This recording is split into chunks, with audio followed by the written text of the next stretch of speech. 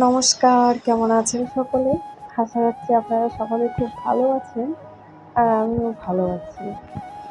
ঠিক জানি না কতটা ভালো আছি কিংবা কতটা খারাপ।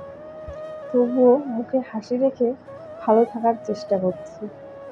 আর এই যে আমার আজকের এই ব্লগটি হলো এই ছোট্ট মামা ভাগ্নের ছোট্ট মিষ্টি মধুর সম্পর্কের একটি ভালোবাসার ব্লগ।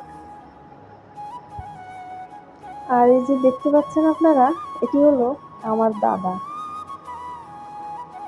কি বলবো, বলার তো কিছু নেই। কিছু কথা বলতে গিয়ে যেন চোখ দিয়ে জল বেয়ে শুরু করলো। চোখ দিয়ে জল বেয়ে পড়তে পড়তে কিছু মনের ক্ষত কথা মনে পড়ে যায়। মনে হয় এই তো সেদিন দুই ভাই বোন এক বাড়িতেই একই ছাদের তলে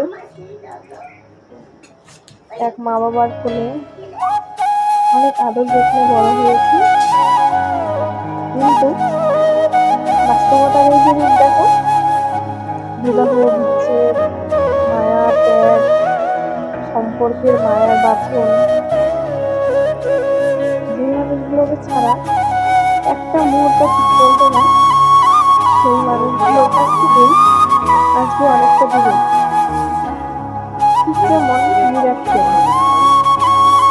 ঠিক যেমন প্রকৃতির মাঝে প্রকৃতিকে নিজের ঋণ শোধ করে চলেছি নিজের মা বাবার কাছে। তবুও জানি না কেন যে ব্লগটি বানাতে দুটো গৃহে ঝোল গড়াতে শুরু করলো। মনে মনে ভাবতে শুরু করলাম কতটাই না ভালোবাসতো, কতটাই না একসঙ্গে ছিলাম এই 22টা বছর। তারপরে আবার বিচ্ছেদ। এই ভালোবাসার মানুষগুলো আদর্শবান, অনেকটাই আদর্শবান, যত্নবান। আর কিছু বললাম না, আর কিছু বলার মতো মুডে নেই।